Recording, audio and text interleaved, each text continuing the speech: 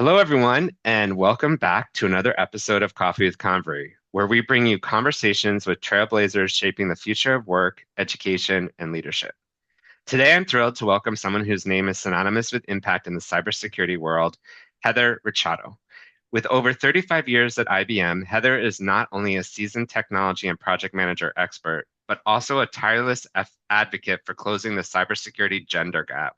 She's the force behind the Global Cyber Day for Girls program, has led IBM's Women in Security Excellence Group, and was named one of Canada's top 20 women in security, cybersecurity. From classrooms to boardrooms, from mentoring future leaders to transforming global cybersecurity outreach, Heather is a powerhouse of passion, purpose, and progress. Heather, welcome to the podcast. Thanks, Brian. Thanks for having me. I'm really looking forward to this conversation. Me too, me too. It's fun catching up with old colleagues and not old in the sense of old, but previous colleagues. It So, is. why don't we start first with some rapid fire? What's your superpower? Oh, gosh. Okay.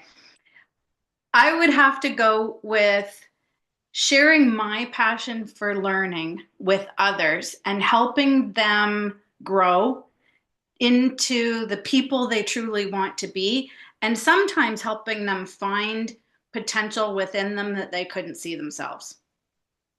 That is amazing superpower. We need more of Heather's. Favorite subject in high school or university? It doesn't really matter. I'm just I'll curious what you go kind of. with high school, and it might surprise you. Okay. French. Was it Yeah. really? So, I love can I you still love go back and forth English, French, English? I'm not, I would say I'm not as fluent as I used to be. I actually have a degree in French. And Okay. so at one point I would have considered myself more or less well, very fluent, Yeah. maybe not completely bilingual, but very fluent. And I just love languages. I wish I could just naturally speak any language in the world. I love that. Hey, well, that's a goal. Maybe you'll pick up a few languages in the next Yeah, little while. absolutely. In fact, I'm or trying to learn Spanish right now. All right. Awesome. Lifetime learner. We all start somewhere in our career. I started scrubbing pots back in the day in babysitting. What was your first job? Well, babysitting, like many, but my Okay. first job on an actual payroll was working the Christmas season at Sears in the ladies wear department. Okay. Awesome.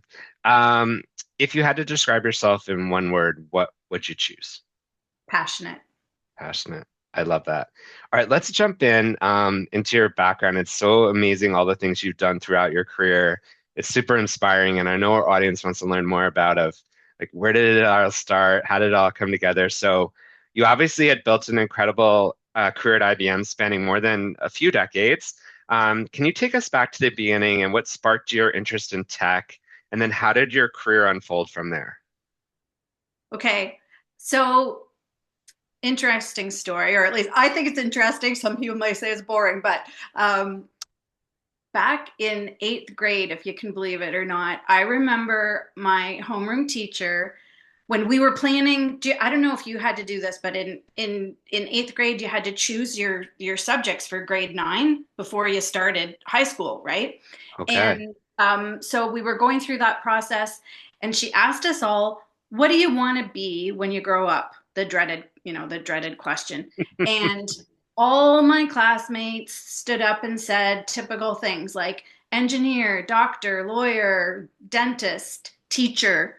And I distinctly remember standing up and saying, I want to work for IBM. No And, way. I've In eighth asked grade? myself, I've asked myself since then many times, where did that even come from? And I think it's two things because I didn't have, you might think, oh, my parents worked for IBM or Right. something, some family member that inspired me. Nope. My father was an entrepreneur and my mother was a stay-at-home mom. And so I think, though, that it was two things that inspired me. One is I knew I wanted to work in business. I knew I wanted to go into the business world. Had no desire at that time, though. I mean, you're 13 years old. No desire to be an entrepreneur like my father. Um, he died early. He died pretty young, and I think I always felt that it was the stress of his, being like running his own business that maybe contributed to that early Hmm. death. And so I didn't want to go that route. And then the other thing that was going on in 19, oh, now people can do the math, but I was gonna say that what was going on Back at in the that day. time, I won't say the year, Yeah. was IBM was working on the launch of their personal computer, right? It hadn't been released yet, but it was in the news that this Yeah. was, and there was talk at the time of the future, that in the future, one day, everybody would have a personal computer in their homes. And I know that I thought that was really fascinating, that I could have a machine that could think for me, or help me be productive and creative. And Yeah. I just found that so fascinating. And now look at it, and I think there were people who at the time were skeptical that, oh no, people aren't going to be able to afford to have computers in their homes. Look at us now. We carry around, we don't have just one computer. To many families have multiple Yeah. computers. Heck, your car is a computer. That's true. Right? That's true. And who would have thought that then either as well? So Right. much stuff is powered Right. by computer chips and computers. Yeah. So I mean, as you can sense by the conversation already, it's still something that gets me, like when I talk about Yeah. technology, it just gets me really excited. I'm still very passionate about it. That's cool. That's cool. You found your thing. Yeah. Absolutely. So let's talk about Cyber Day for Girls. I'm really curious and to share with the audience a little bit more about what sparked the creation of the program and how it's been going and how people might even get involved. I don't know. Sure, sure. Um, so, well, as you know, I mean, I'm not really involved specifically with that program anymore, but I Right, did, right. we did found that program in 2016.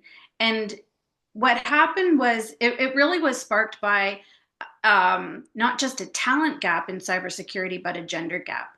Because if you were to go back in time to 2016 and read reports on the representation of women in cybersecurity at that time, the figures indicated we sat somewhere around 10 or 11%. So, in fact, if I step back from cybersecurity for a second and just talk about women in technology Hmm. in general, we've always had a gender gap from my entire career. My entire career, I remember very early in my career, like 1990, getting involved in initiatives here in Canada to promote women, help advance women in technology, and to just attract more women into the technology fields. Yeah. And so then when I started working in cybersecurity, because I didn't start out working in cybersecurity, but I gradually made my way into cybersecurity. That's just where my career at IBM took me. And when I learned that the representation of women in cybersecurity specifically was so atrocious. I mean, far below that of women in technology in general. I just felt like I had to do something. I had to do my part. So a lot of people out there, sometimes when you have a passion for something, you see something that you don't like, you have a tendency to say, "Oh, well, I I'm just one person. I'm not going to Yeah. make a difference. How can I possibly make a difference?" But my attitude is it just takes one person, one small act, and it's in fact I'm often reminded of the old that old shampoo commercial. Do you remember Oh, the one that went, and she told two two friends, and friends and she she told two yeah, friends, I do right? totally. Yeah. And that's, I mean, Yeah. that's honestly what it takes if you want to make a difference. You just have to start somewhere and start small. And that's what we did with Cyber Day for Girls. And so anyway, the that's how it started. And the idea behind it was that we needed to get to girls earlier, like Hmm. in the um preteen, Yeah. teen years, say around 11, 12, 13, 14, before they start to opt out of STEM subjects, science, technology, engineering, and math, and help build awareness amongst them that cybersecurity is cool. Cybersecurity is a field where you can make a difference in the world. So if that's what you want to do, if you want to contribute positively to the world and help protect people, data, infrastructure, institutions, Yeah. then cybersecurity is a great field to get into. So that's what we aimed to do with that program. It's such it's inspiring, but it's also such great advice to say to other listeners if you have that idea or that passion or you see a problem that you feel you can't fix, it starts with one, right? Like you Yep. said. So I love that message. You've also spoken you know, here obviously about the cybersecurity talent gap and the gender gap. Um, what else are the challenges, or what else can we do to close those gaps? I know you said go younger. Um, is there also a role for the businesses to play, or some of the hiring managers to think differently about young women into these fields, or what else can we do to make people think differently? Oh gosh, there are so many things. So one, if you talk about hiring managers or recruiters, it's about opening up the aperture and looking for talent in unsuspecting places because cybersecurity needs people who are not only want to protect the world, and who are ethical, but who are curious and creative, and so it's a field that really benefits from a broad range of talent and experience and Hmm. educational backgrounds. So, in other, said differently, you don't have to have a degree in computer science. Right. You don't have to know how to code. I think the last time I wrote a line of code was in grade 10. So, um, we in cybersecurity, I've met people who have previously been journalists, worked in marketing, in even in theater. So They, they bring a different approach to solving problems yeah. and being creative, and so we need that in addition to those who in fact do know how to code, who are very inquisitive and logical. Yeah, no, I love that you're leaning into that because I recently was asked about what do you think about people with unconventional s degrees or careering, and I'm like, I think it's amazing. Like, you need all these different mindsets, right, to pull them together, and I think it's super inspiring to think that way because um, we sometimes put up these roadblocks even ourselves, right? That, oh, well, I don't have the right credentials, I will never be looked at. We do. And actually, I'm glad you brought that up because sometimes we're the ones who get in our own way because we have these preconceived notions of what a particular, whether it's cybersecurity or it's something else. We have these preconceived notions about what the career path looks like and what kinds of skills are needed. And if it's not us getting in our own way, sometimes it's somebody really close to us who, for whatever reason, can't see the fit for you in that field. Right. So, I've met women over the years who, believe it or not, have been told by people close to them, "Oh no, cybersecurity is not for you. Yeah. It's too tough. It's too tough. Cybersecurity isn't for girls. It's no, that's a guy's world." And it's so untrue. Yeah. No, totally. And to the idea that it takes a village, I know you've worked extensively with schools, colleges, industry leaders.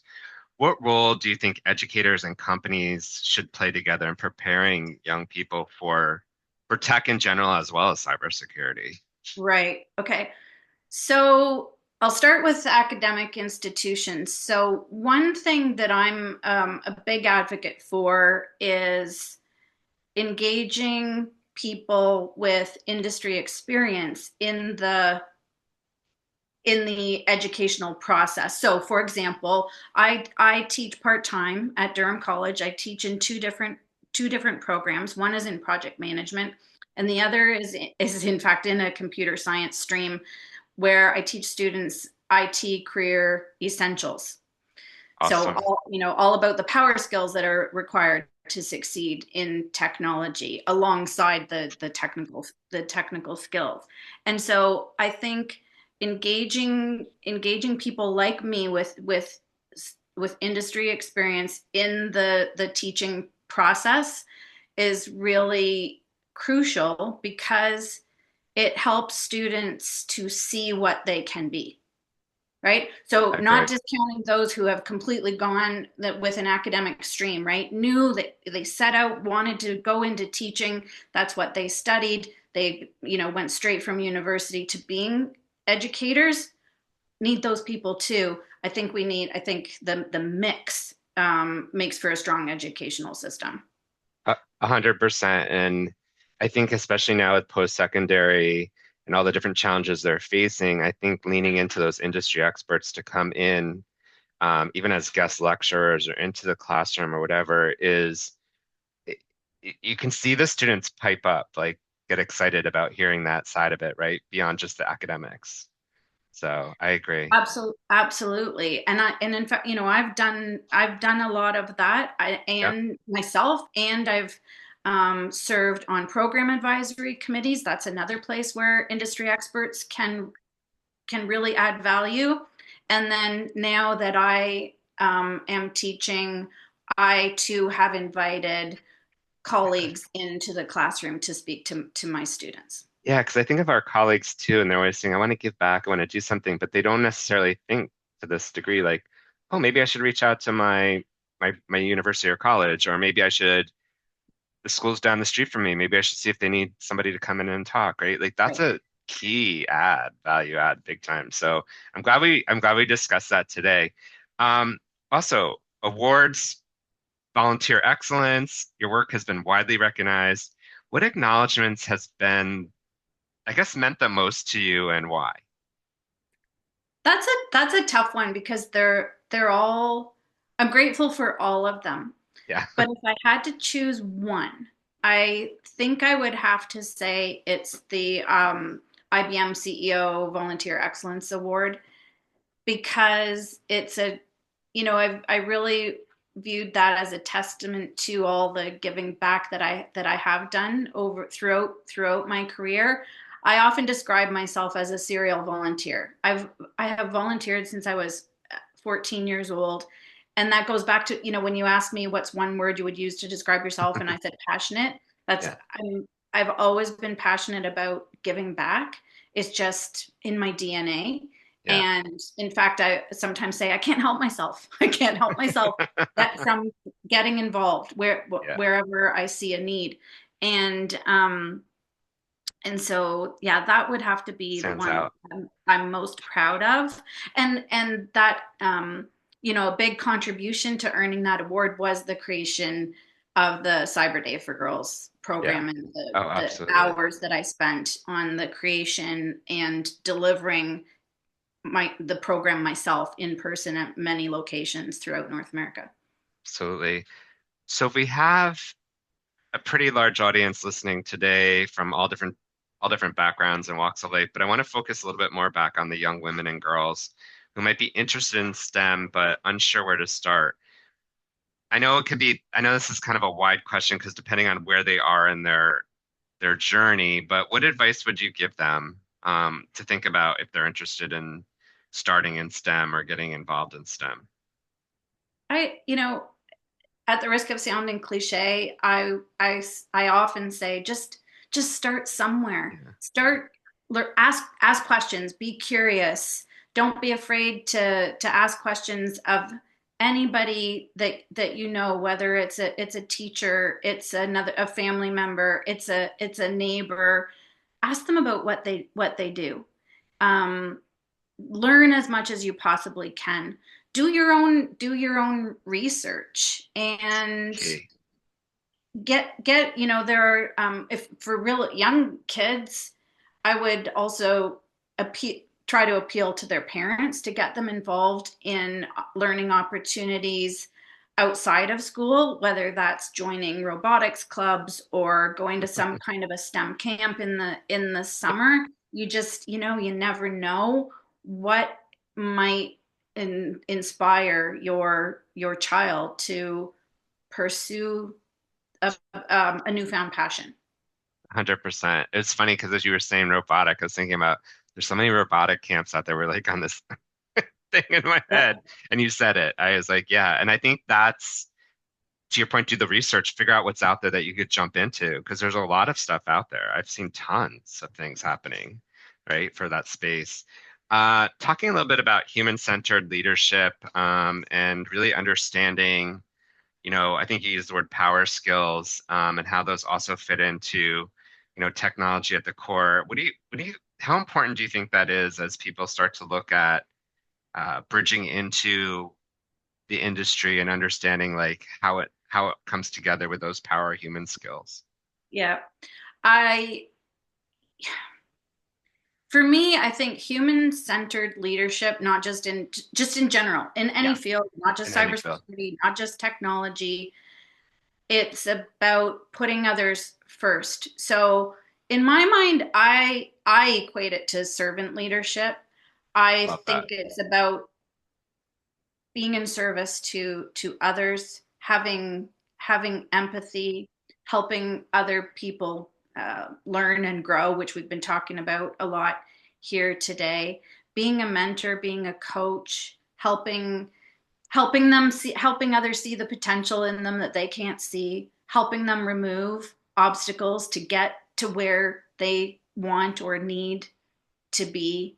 Hmm. And yeah, that's what it's about. It's Thank you. I love the word servant leadership, honestly. I think it says a lot when you use those words together and you don't hear it often, as much as we should. Maybe it's me, but I don't hear people using those words as often as I would wish they would use them, but mean it. yeah, okay, fair. It's something it's another thing I'm very passionate Good. about. I'm naturally a curious person, love learning, and I'm just constantly reading and trying to learn and absorb as much as I possibly can in order to be the best version of myself. Because if I'm not the best version of myself, then I can't do that thing that I've been talking about that I love to do, which is to help others. Very true. Huge shout out to Durham College. I've worked them in a few capacities. Great school. How does the teaching fuel your passion there to develop the next generation? Well, I mean, okay, I do get paid for it, obviously, Yeah. for me, I'm not in it for the money. For me, it's another form of giving back. It Teaching at the college provides me with a platform to do exactly what I've been telling you I'm very passionate about, which is helping others learn and grow. And it gives me a platform to share my own experiences, things I've learned along the way, whether that was, um, in my career, in my academic life, or just life in general. I really, I, I really believe strongly in helping others remove obstacles, helping them avoid pitfalls that I wasn't able to avoid myself, and sharing things that I've learned from people who helped me and mentored me along the way. 100%. I wonder if I could inject a question, like a follow-on to this, because as you're talking, I'm thinking there's so much valuable expertise and perspectives you've given some of the folks in your classroom. So I'm thinking about, were there specific questions that students have asked and that you've answered or helped them think through that might help listeners to the podcast too, that they might be thinking about right now, but they're just not in your classroom. Is there Oh, anything that you can think along those lines? And I know I just added this one in, but I just that's think, okay. yeah, yeah, there's something there or things you hear repetitively that, or maybe not even repetitively, something Yeah. that's Well, unique. the first one that comes to mind, honestly, is this, and it is related to IT. for years, I would say probably the number one question that I used to get from learners, I won't even say so Yeah. not even necessarily college students, I mean, Yep. professionals who are trying to grow their careers, for example, is what certification do I need to get into X, right? What Hmm. certification do I need to get into cybersecurity? And the thing is that there isn't a single certification. You have to figure out what, you have to do some research, figure out what it is you want to do, and do some research to find certifications that will help get you there.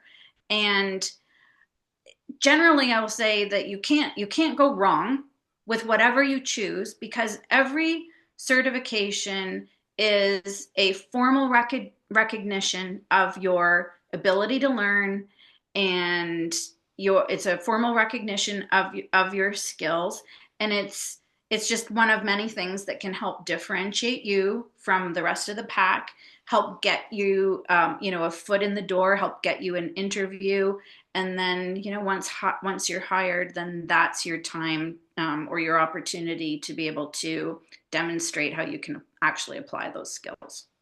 Great. Great advice. I love that. Thank you. Let's talk about critical skills and carry that a little further. So thinking about um, thoughts around critical skills people should be developing today and focusing on. And again, this is I think it's from a good position, not just students in colleges and universities, and not just graduate students, but also there's a lot of folks who are pivoting to new careers and taking their transferable skills and building new businesses. But sometimes we get asked, like, what are the skills I should be focusing on to get me to where I want to go? Any thoughts around what people should be developing today with the ever-changing world of work? Yeah. Yeah, honestly, I think it starts with being curious Hmm. and being open to new ideas, being willing to learn new things. So, of course, in the world of technology, to the hot thing today, of course, is artificial intelligence, and I'm sure that there are people out there who are still skeptical, but it's it's important for all of us to embrace AI. It's here to stay, and it can help you be more productive, and help you enhance your own creative juices. And so that's number one. I mean, so from a technical perspective, don't be afraid of AI. Go learn something about it, play with it, and embrace it. But beyond technology, I always say that it's the power skills that are going to help you be resilient, help Hmm. you stay in the workforce long term. Having transferable skills, as you called them, is really critical. So, of course, we're talking about things like that willingness to learn, Hmm. curiosity, communication skills, collaboration skills. And when I say communication skills, I'm talking both verbal and written. And I would say that we should never discount the importance of those skills, no matter what field you're in, including technology. And because even if your dream job is to be a computer programmer for the rest of your life, guess what?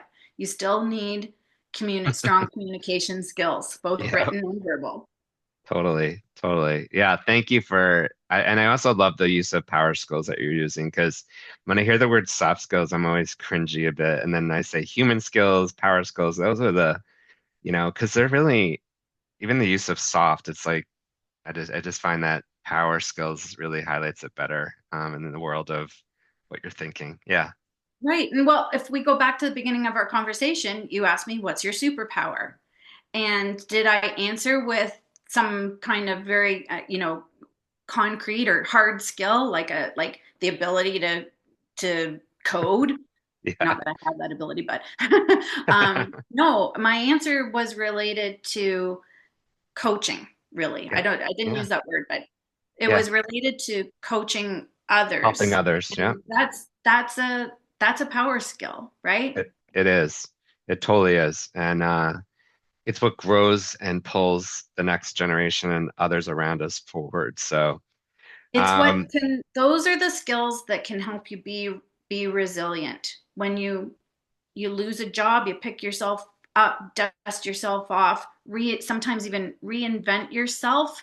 But even yeah, if you go in, you take a completely different path than you were previously following, you still take with you all those power skills. They're with you to stay. absolutely. And it's funny too, because when you think of people you know in your network or, how we recently have reconnected as well, and you start to think about the conversations and working with people, it's not, you don't remember, oh, Heather's the tech expert in blah blah blah. You remember, no, Heather's the one that helps others achieve their goals, right? Like I almost said soft. It's the power skills that actually matter. And that's what people remember you by, those and the stories that you leave behind, I think are really Yeah. impressive. Yeah. So you're at a point now where, things are changing. It's an exciting new chapter for Heather. Any thoughts around what your visions are and what you're thinking of doing as you go forward, that you might want to share with the listeners? Sure. So, obviously being an IBMer was a big part of my life, a big part of my identity. And I guess, truth be told, I'll always be an IBMer at heart. But the fact that I don't work at IBM anymore doesn't mean I'm done. I'm not done giving back to my community. I'm not done sharing my lessons learned. And so I will continue to teach part-time. I am still teaching Awesome. part-time and volunteering. I I currently volunteer on the board of directors of our local Project Management Institute chapter, Nice. Durham Highlands, and I serve as the director of professional development, which probably won't surprise you. It's a very very good fit for me, Yeah. and I've always enjoyed volunteering. And then beyond that, I'm kind of working. I'm working on a few things. So Cool. as we speak, I'm working on the launch of a new newsletter on LinkedIn. It's Awesome. coming to your LinkedIn account soon. Soon. And I call it the progress perspective. And so it's just going to be another vehicle for me to share all the things that we've been talking about today that I love to share to help people learn Amazing. and grow by sharing my Amazing. own stories. Yeah, amazing. Congratulations. And for listeners here that may want to reach out to you or follow up or get subscribed to your newsletters, where's the best way for them to reach out or find you? Is it on on LinkedIn? on LinkedIn, absolutely on Okay. LinkedIn, and just search my name, Heather Ricciuto, and you should find me, no problem, because as far as I know, I'm the only Heather Ricciuto in the world. I'm very fortunate to have a distinct name. So Yeah. See, that's what helps when you have distinct names. People can find you easily. yes, Or is that a good thing? It is a good thing, I think. So, yeah. well, I just want to, first of all, huge thank you for being part of the Coffee with Convery series. Uh, your insights and your thoughts and your advice and perspectives are just fantastic today. I think you gave everyone here a boost of energy to rethink some of the things they're thinking about. So I really want to thank you so much for being a part of it and joining me today. Oh, Brian, I want to thank you. It's been a real pleasure. And as you said those final words, and I'm reminded of the fact that, as you said earlier, we just recently reconnected, and that's one thing I failed to mention when you were asking about power skills. Yeah, Another really important one that I want to share before we wrap things up absolutely. entirely is networking. Networking is so important, and it's not about the number of connections that you have on LinkedIn. It's about building deep, meaningful, long-lasting relationships, even if it means that years might go by where there's a gap in your connection. But if you've managed to develop a relationship, like for example, we did when we used to Yep. work together, um, then you won't be afraid to reach out even when some long period of time has gone by. You'll know when the time is right, when you need someone in your Yeah. network to help you out, or when you've got something of your own to share. And I know that networking doesn't come naturally to everyone, but there are strategies that you can learn for making networking more comfortable if it's something that that you struggle with. And in fact, that's something that's one of the many topics I'm planning to write about. Awesome. And thanks for sharing that because I'm glad we hit it because it's really a powerful thing. And too often we talk about it as like an inanimate object. It's like, I will go network. It's not like how we reconnected, how people come in and out. I think it's something that people sometimes don't realize even that it's happening. Like a barbecue is a networking event, Yeah, right? Getting together with their neighbors or whatever. It's networking in its sense, but it's really human relationship building, I guess is probably the way it to look at is. it. It is. And I think sometimes that the word networking can paralyze some people because they Absolutely. think of it as this like really daunting act that they need to engage in to help advance their career. But if you look at it the way that you just did, right, that every interaction with another human being is an opportunity to grow your network, then you kind of take some weight off Yeah, of your shoulders, and just engage more naturally with the 100%, people around you. Yeah. which is the only way to engage, in my opinion. Right? Be who you are. Yes. Well, thank you again, Heather. It's been a pleasure. To our listeners, if you've enjoyed this episode, don't forget to share it with your friends and colleagues. You can follow us for more episodes on coffeewithconvery.com. And we're also on Instagram where you can check out clips and more episodes that are coming. Or you can find us on your favorite podcast channel. Until next time, remember, success isn't always about climbing the corporate ladder. Sometimes it's about building your own jungle gym. Thank you.